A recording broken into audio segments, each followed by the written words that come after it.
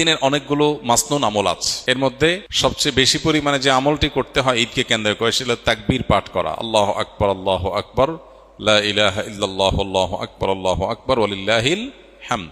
ঈদুল ফিতরে এটা শুরু হয় হলো ঈদের চাঁদ দেখা যাওয়ার পর থেকে নিয়ে ঈদের নামাজ পর্যন্ত, আর ঈদুল আজহাতে শুরু হয় হলো জিলহজ মাসের চাঁদ দেখা যাওয়ার পর থেকে নিয়ে কোরবানি পর্যন্ত, অর্থাৎ 10 দিন পর্যন্ত।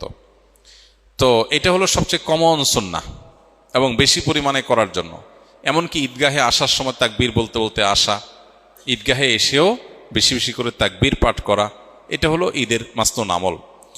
আর এর বাহিরে ঈদের আরো অনেক সুন্নাহ আছে, যেমন ঈদ উপলক্ষে উত্তম পোশাকটা পরিধান করা। উত্তম পোশাক নতুন না, কিন্তু যে কয়টা আছে এর মধ্যে সবচেয়ে ভালোটা পরা হলো মুস্তাহাব বা উত্তম। ঈদ উপলক্ষে আরেকটা গুরুত্বপূর্ণ আমল হলো আর্লি মর্নিং ঘুম থেকে ওঠা ঈদের দিন, ফজর নামাজ মহল্লা মসজিদে জামাতের সাথে পড়া। এই সুন্নাত সবচেয়ে বেশি খেলাফ হয় আমাদের, কারণ চাঁদ রাত আমাদের অনেক কেনাকাটা করা লাগে, অনেক ফুর্তি ফার্তা করা লাগে, মহিলাদের অনেক গোছগাছ করা লাগে, এগুলো করতে করতে দেরি হয়ে যায়। ওই দিন ফজরে মুসল্লি থাকে সবচাইতে কম। পুরো রমজান জুড়ে মুসল্লি যা থাকে ঈদের দিন তার চাইতে পরিমাণে অনেক কম থাকে। এটা হলো আমাদের একটা ত্রুটি।